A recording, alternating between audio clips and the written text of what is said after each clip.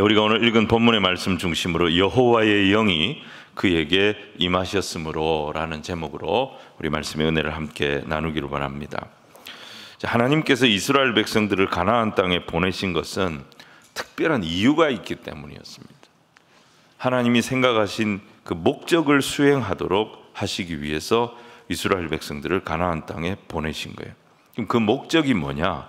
하나님께서 거룩한 전쟁, 이 가나안 땅 안에서 이들이 거룩한 전쟁을 감당해내고 그 땅에 하나님의 나라를 세우도록 하시는 것이 하나님의 보관이었습니다.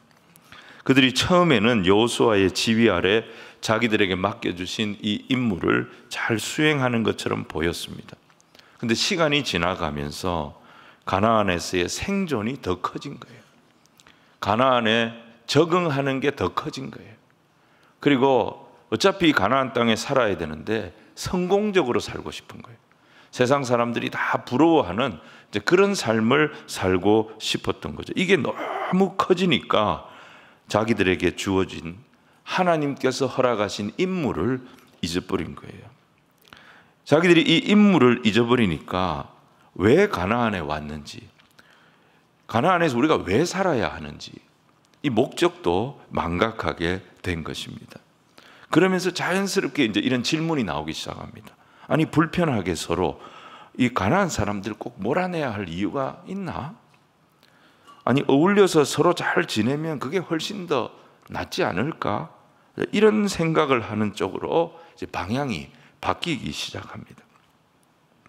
근데 하나님은 그걸 원하지 않았어요. 그래서 이스라엘 백성들을 그렇게 살도록 내버려 두시지 않았던 것입니다. 이스라엘 백성들은 안에 있는 갈등만 잘 해결하면 아무 문제가 없을 거라고 생각했어요. 그런데 문제는 밖에서 들어옵니다. 외부의 적이 들어와서 이스라엘 백성들이 지금까지 겪어보지 못했던 고통을 겪게 됩니다. 이 사람이 바로 누구냐면 메소포타미아의 왕이었던 구산 리사다임이라는 사람이었습니다. 자, 오늘 우리가 세 부분으로 볼 건데요. 첫 번째는 뭐냐? 전쟁을 알지 못하는 세대가 등장했다는 것입니다. 자, 1절과 2절 말씀을 우리 같이 한번 읽겠습니다. 시작. 여호와께서 가나안의 모든 전쟁들을 알지 못한 이스라엘을 시험하려 하시며 이스라엘 자손의 세대 중에 아직 전쟁을 알지 못하는 자들에게 그것을 가르쳐 알게 하려 하사 남겨두신 이방 민족들은, 이렇게 이제 3장이 시작이 되잖아요. 여기에 반복해서 나오는 게 전쟁을 알지 못하는 자들이라는 거예요. 이 전쟁을 알지 못하는 자들이 어떤 사람들이냐? 여호수아의 정복 전쟁 이후에 태어나서 이 전쟁이 어떤 전쟁인지 경험을 못 해본 사람들, 그런 의미도 있습니다. 그런데 더 중요한 의미가 있는데 그게 뭐냐면 우리가 왜 가나안에서 이렇게 전쟁을 해야 하는지, 왜 이렇게 불편하고 힘든 갈등 상황 속에서 살아야 하는지 그 이유를 전혀 이해하지 못하는 세대가 등장했다는 것입니다. 여호수아의 지휘 아래 가나안 사람들과 싸웠던 세대를 길갈 세대라고 부릅니다. 이제 요단강을 건너왔고요. 길갈에 정착을 하면서 가나안 정복 전쟁을 수행했던 세대입니다. 이 사람들은 확실했습니다. 자기들이 왜 가나안 땅에 왔고 왜 가나안 사람들과 이런 전쟁을 해야 하는지 그 이유를 알고 있었던 것입니다. 이 사람들은 단지 먹고 살기 위해서, 생존을 위해서 우리가 지금 땅을 차지하려고 하는 것이 아니라는 것을 알고 있었습니다. 가나안의 만연해 있는 이 하나님이 기뻐하시지 않는 죄와의 싸움이라는 것을 알고 있었습니다. 약속의 땅 안에 이런 세속적인 나라가 아니라 거룩한 하나님의 나라, 하나님의 공동체를 세우는 것이 하나님의 뜻이라는 것을 알고 있었습니다.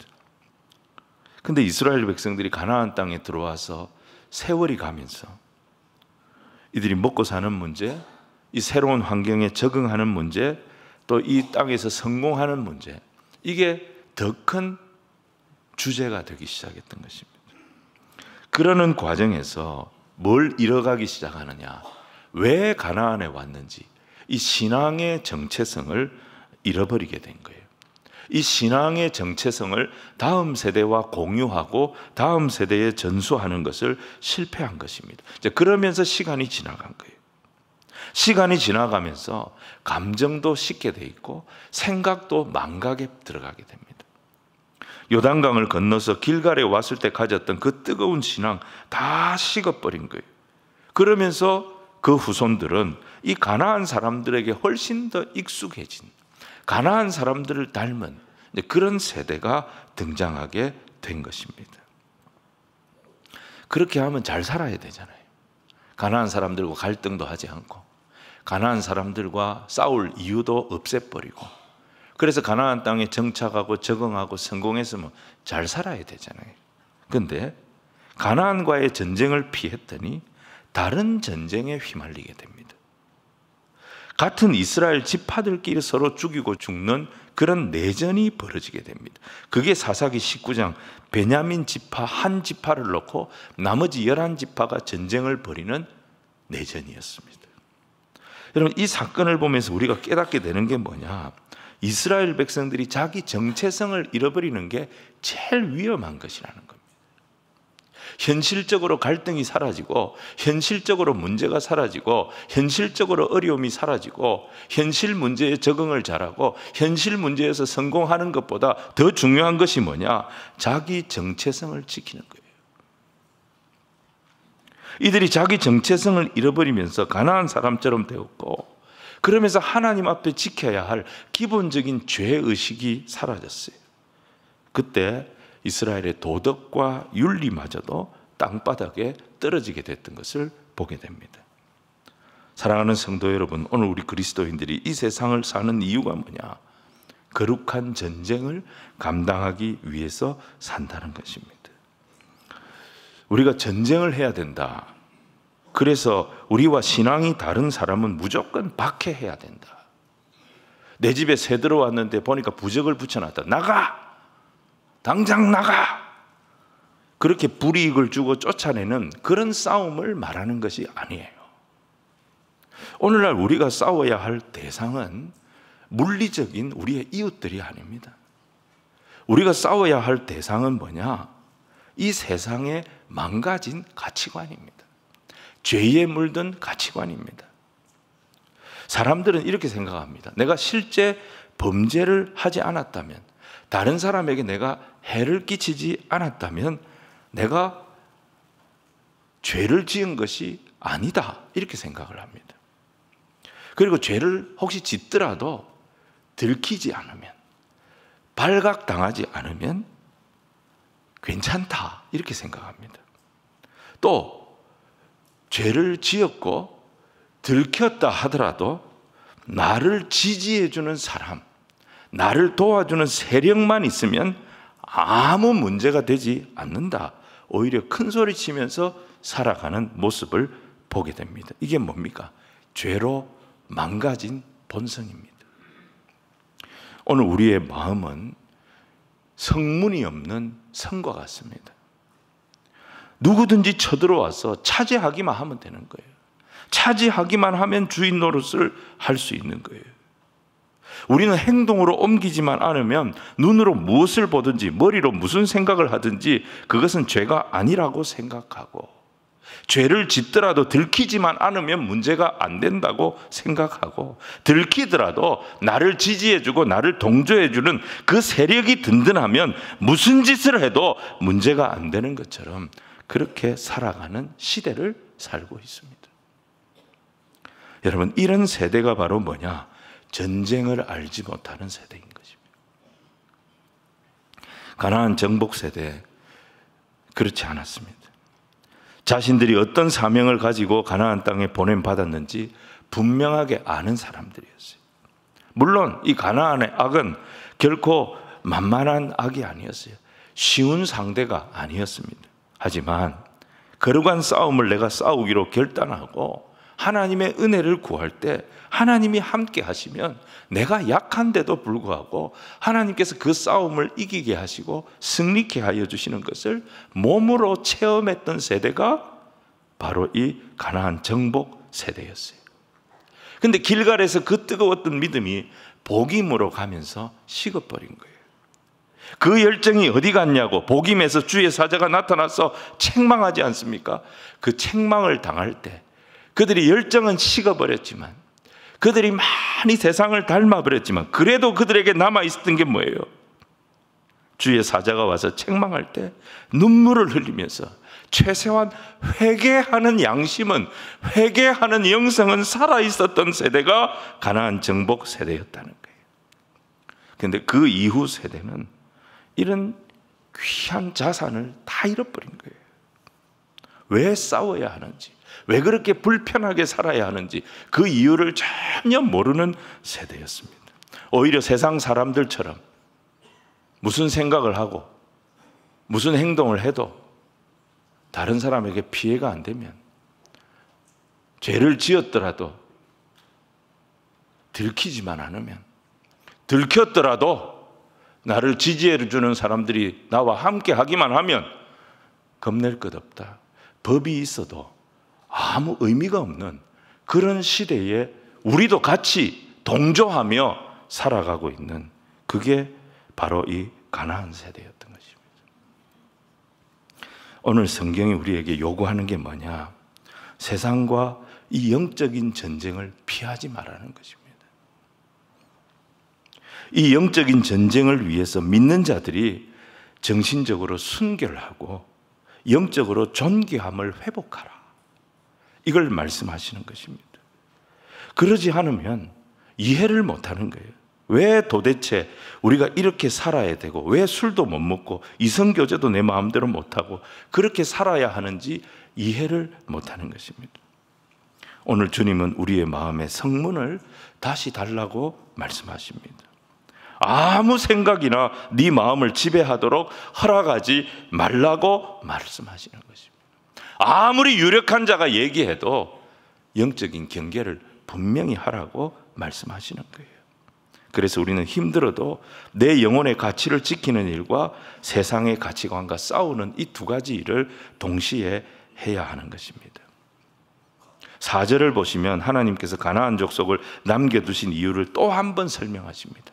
자, 같이 읽겠습니다. 시작. 남겨두신 이 이방 민족들로 이스라엘을 시험하사 여호와께서 모세를 통하여 그들의 조상들에게 이르신 명령들을 순종하는지 알고자 하셨더라. 여기서 시험하셨다는 것은 깨닫게 하시기 위함을 의미합니다.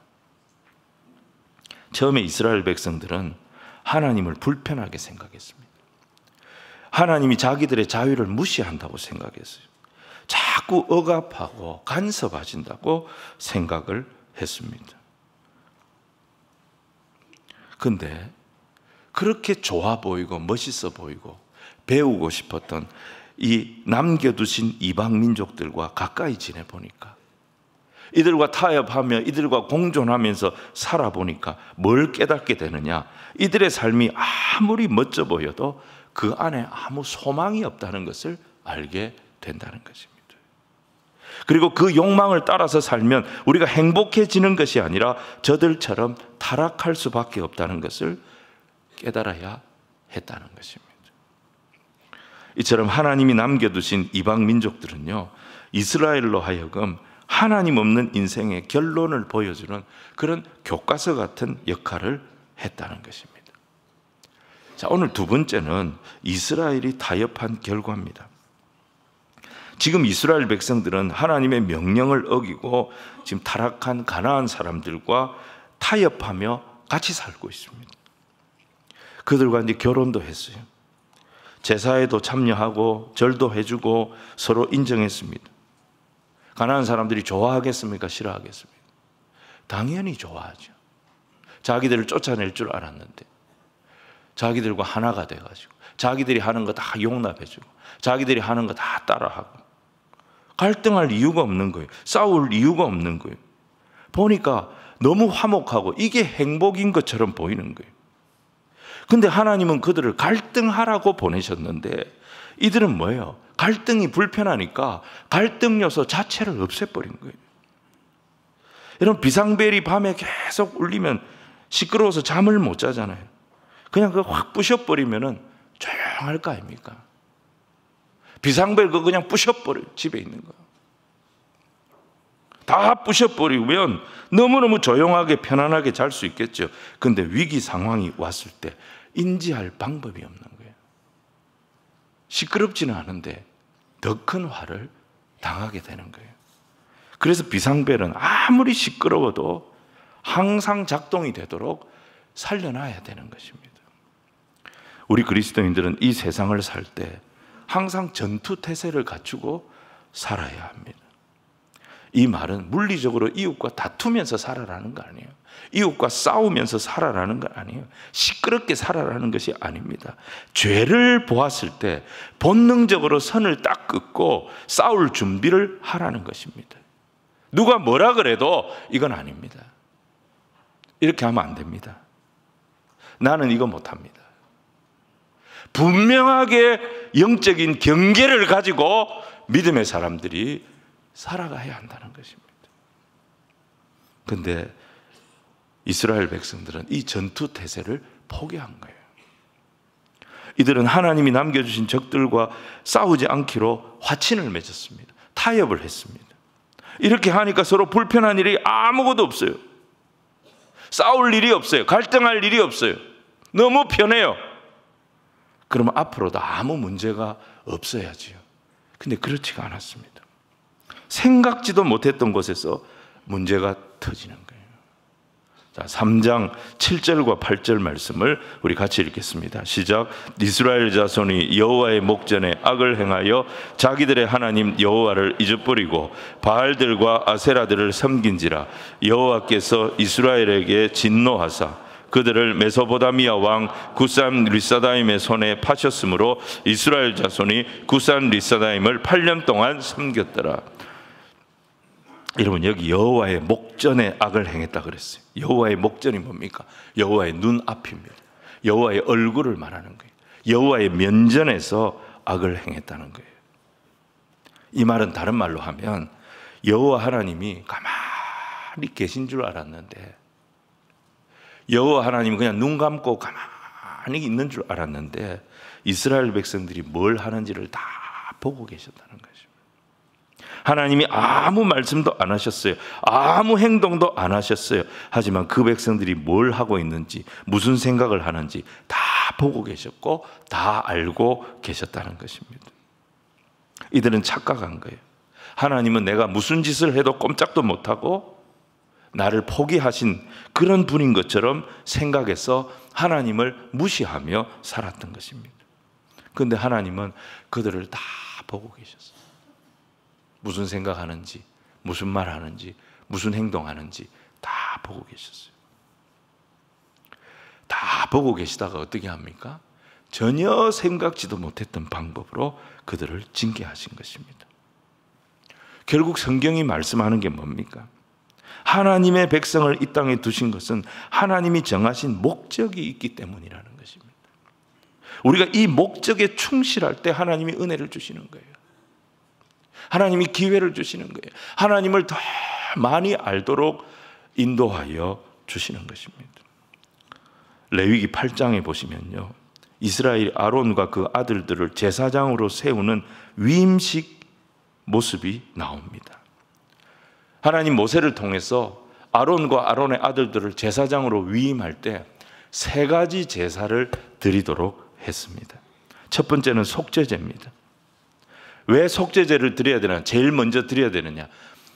제사를 주관하는 이 제사장도 타락한 인간이고 죄인이기 때문에 이 제사장의 거룩을 위한 속죄제가 필요하다는 것입니다. 여러분, 이 속죄제는 한 번만 드리는 게 아니에요.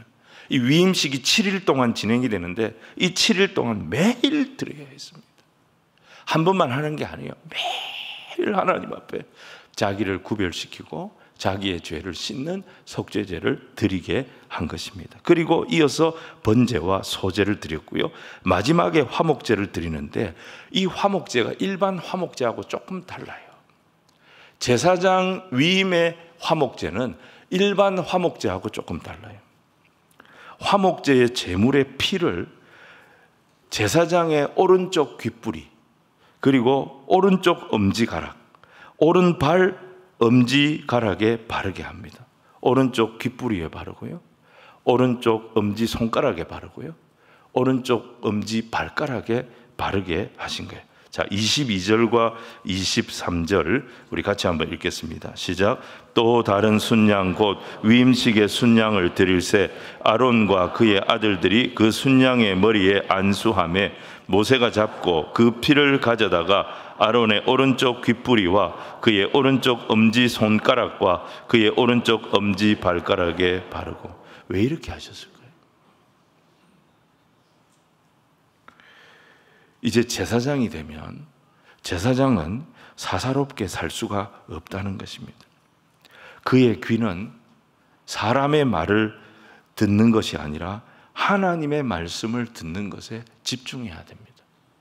그의 귀는 하나님의 말씀에 화목해야 한다는 것입니다. 그의 손은 자기가 하고 싶은 일을 하는 것이 아니고 하나님이 주신 사명이 무엇인지를 분별하고 그 사명에 그의 손이 화목해야 된다는 거예요. 그의 발은 자기가 가고 싶은 곳에 마음대로 돌아다니는 것이 아니고 하나님이 세우신 성막을 지켜야 되는 거예요. 그 성막, 하나님이 허락하신 자리를 지키면서 하나님께서 그에게 맡겨주신 그 사명, 그거 지키는데, 그 자리를 지키는데 화목해야 한다는 것입니다. 제사장이 이렇게 하나님과 화목하면 이스라엘에 조금 문제가 있어도 하나님이 이스라엘에 은혜를 부어주시는 거예요. 하나님이 이스라엘에 긍휼을 더하여 주시는 거예요. 그러니까 문제는 제사장이 문제인 거예요. 제사장이 깨어있고 제사장이 살아있어야 하는 거예요. 마찬가지로 이스라엘 백성이 어떤 존재입니까? 왜 이들이 가나안 땅에 들어가서 살고 있습니까? 가나안의 죄와 싸워야 하는 거예요. 가나안의 죄 앞에 구별된 삶을 살아야 하는 거예요. 그걸 하라고 하나님께서 가나안 땅에 친히 세우신 제사장 백성이 바로 이스라엘 백성이었던 것입니다. 이스라엘 백성들이 영적인 준비 태세를 정확하게 하고 있을 때 하나님께서는 그들에게 계속 은혜를 부으시고 가나안에 계속 하나님의 역사가 나타나게 하시는 것입니다. 그런데 이들이 싸움을 포기하니까 하나님은 어떻게 하십니까? 하나님은 싸움을 포기한 이스라엘 백성을 버리신 것이 아니라 징계를 하십니다. 어떤 징계를 하십니까? 가나안 사람보다 배나 악한 자들에게 이 사람들을, 이스라엘 백성들을 파셨다 그랬어요. 그래서 더 큰 고난을 당하게 하신 겁니다. 8절에 보면 구산 리사다임이라는 사람이 나오죠. 이 사람은 의미가 뭐냐? 갑절로 악한 구산이라는 뜻입니다. 배로 나쁜 구산, 뭐 이런 뜻입니다. 이스라엘 백성은 좀 편하게 살고 싶었습니다. 그래서 가나안 사람들과 화친을 한 거예요. 그런데 결과는 뭐예요? 더 강한 적이 들어온 거예요. 배로 강한 적을 만난 거예요. 우리도 마찬가지입니다. 대충 믿으려 들다가 더 큰 고난을 만나게 되는 경우가 비일비재합니다. 그래서 현명한 그리스도인들은 작은 싸움을 쉽게 생각하면 안 됩니다. 작은 싸움도 피하지 말아야 합니다. 신앙의 경계를 분명히 해야 됩니다. 그러면 어떻게 되느냐? 하나님이 우리를 지켜주시고 우리의 길을 인도하여 주시는 은혜를 경험하도록 도우실 줄로 믿습니다. 오늘 세 번째는요, 이스라엘의 부르짖음에 응답하시는 하나님입니다. 3장 9절 말씀을 우리 같이 한번 읽겠습니다. 시작. 이스라엘 자손이 여호와께 부르짖음에 여호와께서 이스라엘 자손을 위하여 한 구원자를 세워 그들을 구원하게 하시니 그는 곧 갈렙의 아우 그나스의 아들 온니엘이라. 여러분, 이스라엘 백성들이 하나님께 부르짖었다 그랬습니다. 왜 부르짖었을까요? 사실 이스라엘 백성들이 가나안 땅에 들어와서 편하게 살고 싶다고 맨날 놀았던 것이 아닙니다. 이 사람들은 이 땅에서 살아남기 위해서 자기들이 할 수 있는 최선을 다했어요. 가나안 사람들하고 잘 지내보려고 그들과 결혼도 했고 그들의 신도 같이 섬겼어요. 근데 결과가 뭐냐? 생각지도 못했던 메소포타미아 왕이 쳐들어와 가지고 8년 동안 자기들을 짓밟아 버린 거예요. 게으름 피우고 맨날 놀다가 이런 고난을 당했다면 그렇게 막 속상하지는 않았을 거예요. 근데 먹을 거 안 먹고 입을 거 안 입고 최선을 다했는데 나쁜 놈이 나타나가지고 내 고생한 거 전부 다 물거품으로 만들어버린 거예요. 얼마나 허탈하고 허망하겠습니까? 여러분, 우리 인생에 이런 일이 너무 많습니다. 하나님께서 우리를 이 세상에 두신 것은 우리 힘으로 살라고 두신 것이 아닙니다. 우리의 능력이라고 하는 거, 여러분, 이게 별게 아닙니다. 이사야 2장 22절에 뭐라고 했습니까? 너희는 인생을 의지하지 말라고 하셨어요.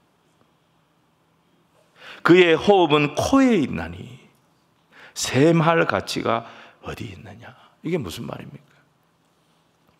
여러분, 우리가 숨을 쉬어야 살지 않습니까? 후 하고 내쉬었던 숨을 내 코가 빨아들이는 거예요. 그러면 내가 사는 거예요. 그런데 후 하고 내쉬었던 숨을 코가 못 빨아들이는 거예요. 못 빨아들이면 가는 겁니다. 우리 인생이 복잡한 것 같아도 너무 간단합니다. 성경 말씀이 맞아요. 너희는 인생을 의지하지 마라. 그의 호흡은 코에 있나니. 내 쉬었던 숨을 빨아들이지 못하면 그 코가, 그의 인생은 사라져 버린다는 거예요. 우리가 그렇게 계산하고 준비했던 것이 숨 한 번 못 쉬면 다 물거품이 되는 것이 인생이라는 것입니다. 오늘 우리 기억해야 됩니다. 이 시간에도 하나님이 우리에게 은혜를 주시지 아니하시고 하나님이 나와 함께 하시지 아니하시면 우리가 아무것도 아니라는 사실을 깨닫는 저와 여러분이 되기를 주의 이름으로 축원합니다. 그런데 우리가 이걸 너무 잘 알면서도 자꾸 잊어버리는 거예요. 자꾸 내 힘으로 살려고 하고 내 머리를 믿으려고 하고 내 멋대로 살려고 하다가 누구를 만나느냐? 내 인생의 굿산 리사다임을 딱 만나는 거예요. 만나면 깨닫게 되는 거예요. 또 넘어졌구나. 도대체 나는 왜 이럴까? 너무 속이 상하는 거예요. 그때 우리가 애통하게 됩니다. 근데 여러분, 이 애통이 열쇠입니다. 애통이 열쇠예요. 이 애통을 그냥 신세 타령으로 만들어버리면 아무 의미가 없어요.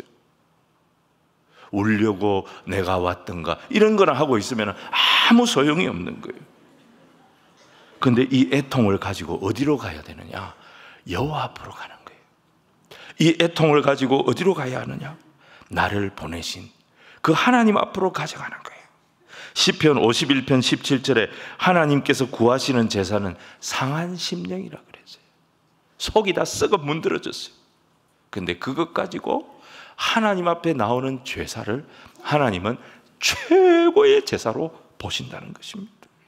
상하고 통회한 마음을 주님 앞에 쏟아 놓을 때 우리 주님은 아무리 더러워도 그걸 멸시하지 아니하신다고 약속하셨습니다. 그래서 절대 혼자 울지 마시기를 바랍니다. 이불 뒤집어 쓰고 방구석에서 울지 마시기를 바랍니다. 집에 있는 방구석을 다 없애버리시기를 바랍니다. 나의 실패, 나의 상처, 나의 고민, 그런 거 없는 사람이 누가 있어요? 그거 가지고 계속 신세 타령하고 있으면 우리는 아무것도 안 돼요. 근데 그걸 들고 하나님 앞에 나오는 거예요. 그걸 들고 하나님 앞에 부르짖는 거예요. 여기에 열쇠가 있는 거예요. 여기에 길이 있는 거예요. 있는 모습 그대로, 있는 모습 그대로, 있는 모습 그대로 오세요. 하나님은 당신이 있는 모습 그대로, 있는 모습 그대로 나오기를 원하십니다. 여러분, 이 찬송 기억하시고, 애통이 답인데 애통을 가지고 하나님 앞에 나오는 거예요. 이스라엘 백성들이 하나님 앞에 애통하며 부르짖기 시작할 때 하나님 어떻게 하시느냐? 그들에게 한 구원자를 보내주십니다. 그리고 그에게 성령을 부으셔서 이스라엘 백성들로 하여금 깨닫게 합니다. 우리가 어떤 존재인지, 하나님 우리에게 어떤 은혜를 준비하셨는지, 하나님 우리에게 주신 약속이 얼마나 위대하고 강력한 것인지 다시 깨닫게 하신 거예요. 이 힘을 가지고 굿산 리사다임을 싸웠더니 희한한 일이 벌어집니다. 8년 동안 그들을 압제했던 이 구산 리사다임이 더 이상 힘을 쓰지 못했다는 거예요. 자, 10절 말씀을 우리 같이 한번 읽겠습니다. 시작. 여호와의 영이 그가 이스라엘의 사사가 되어 나가서 싸울 때에 여호와께서 메소포타미아 왕 구산 리사다임을 그의 손에 넘겨주심에 온니엘의 손이 구산 리사다임을 이기니라. 여러분, 온니엘이 어떤 사람입니까? 한때 기럇세벨을 점령해서 갈렙의 딸 악사와 결혼을 했던 이 갈렙의 사위가 바로 온니엘이었습니다. 그런데 그 이후로 그는 은퇴했어요. 저 네게브 땅 광야로 갈렙이 이 부부를 보냈어요. 그래서 이 사람은 저 광야 땅에서 사람들의 생각과 사람들의 기억과 사람들의 시선 속에서 잊혀지고 그냥 평범하게 네게브 광야 땅에서 살고 있었습니다. 그런데 그 평범한 은퇴자 온니엘을 하나님께서 다시 불러내신 거예요. 그리고 그에게 성령을 주셨어요. 그랬더니 그가 이스라엘의 중심에 섰어요. 사사가 됩니다. 낙심하고 애통하던 이스라엘 백성들 설득해가지고 함께 나가서 싸우기 시작했던 것입니다. 이스라엘 중에 똑똑하고 유능하고 나이도 젊은 그런 사람들이 많이 있었을 텐데 왜 하나님은 이스라엘의 첫 번째 사사를 세우시는데 늙은 온니엘, 은퇴한 온니엘을 세우셨을까요? 그는 젊었을 때 하나님의 부르심에 자원했던 경험이 있는 사람이었어요. 그 전쟁에 나가봤더니 이 전쟁의 의미가 뭔지를 깨달았습니다. 이 전쟁의 성패가 사람의 능력과 사람의 지혜에 있는 것이 아니라는 것을 체험했습니다. 내가 아무리 부족하고 약해도 하나님의 부르심에 내가 순종하면, 그 하나님의 약속을 붙잡으면, 내가 그 하나님을 의지하기만 하면 하나님께서 이 싸움을 이기게 하시고 하나님께서 이 싸움을 승리케 하여 주신다는 것을 몸으로 체험했던 사람이 온니엘이었던 것입니다. 그래서 하나님은 육신이 늙었느냐 젊었느냐 이게 중요한 게 아니고 그의 정신이 살아있느냐, 하나님을 체험한 사람이냐, 이것을 보시고 온니엘을 부르셨던 것입니다. 사실 이스라엘 백성들이 자기들을 8년이나 지배했던 메소포타미아를 싸워서 이긴다, 쫓아낸다는 것은 불가능한 일이었어요. 이게 단순히 어떤 정신력으로 할 수 있는 일이 아니었습니다. 그런데 이스라엘이 부르짖었을 때, 애통하며 하나님 앞에 부르짖었을 때 하나님은 늙은 온니엘을 불러 세우셨어요. 그리고 그에게 여호와의 영을 부어주셨어요. 성령을 부어주신 거예요. 성령을 부어주시기 시작하니까 상황이 달라지기 시작했다는 것입니다.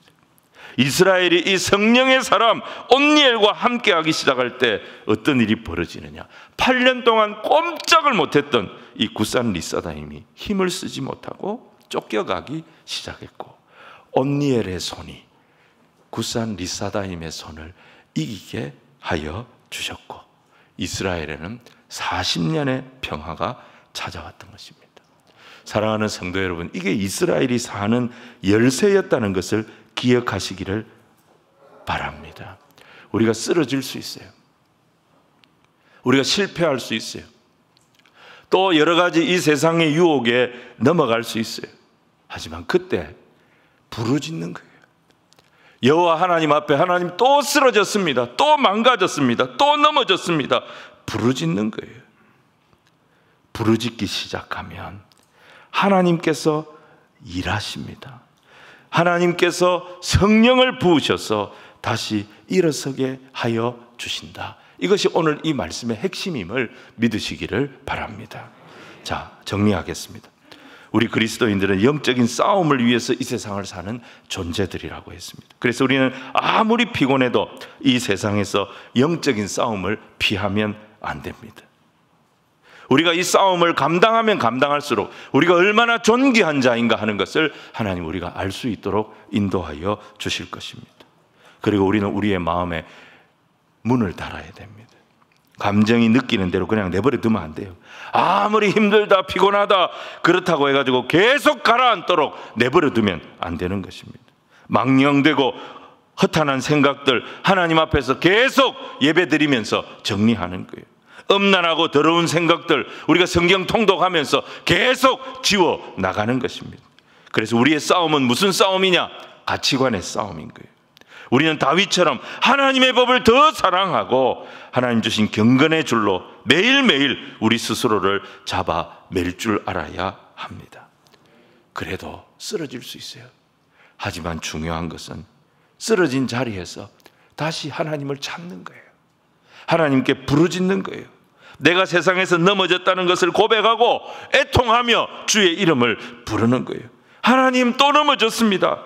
그래서 오늘도 주님, 저는 주님이 필요합니다. 주님, 저를 도와주십시오. 부르짖으면 성령님이 개입하신다는 거예요. 성령님이 역사하신다는 거예요. 그래서 우리 그리스도인들의 문제 해결의 힘은 어디서 나오느냐? 성령의 기름 부음에서 나오는 것을 믿으시기를 바랍니다. 이 성령님은 근데요, 말씀과 함께 역사하십니다. 그래서 우리가 말씀을 사모하고 이 말씀이 우리 안에 뜨겁게 역사하기 시작할 때 우리 안에 성령님이 일하시는 것입니다. 성령님이 내 안에 일하시기 시작하면 달라지기 시작합니다.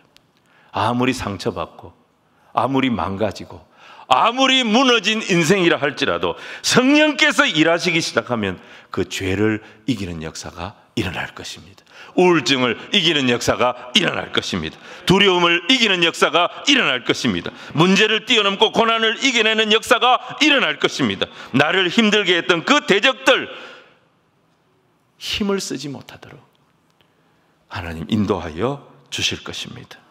올 한 해 우리가 예배 드리면서 말씀과 성령으로 다시 우리가 충만하여져서 어떤 상황에도 사자처럼 일어나서 하나님의 영광을 드러내며 내 삶의 모든 처소에 하나님의 나라를 세워가는 주의 백성들로 온전히 세워지는 저와 여러분이 되기를 주님 이름으로 축원을 드립니다.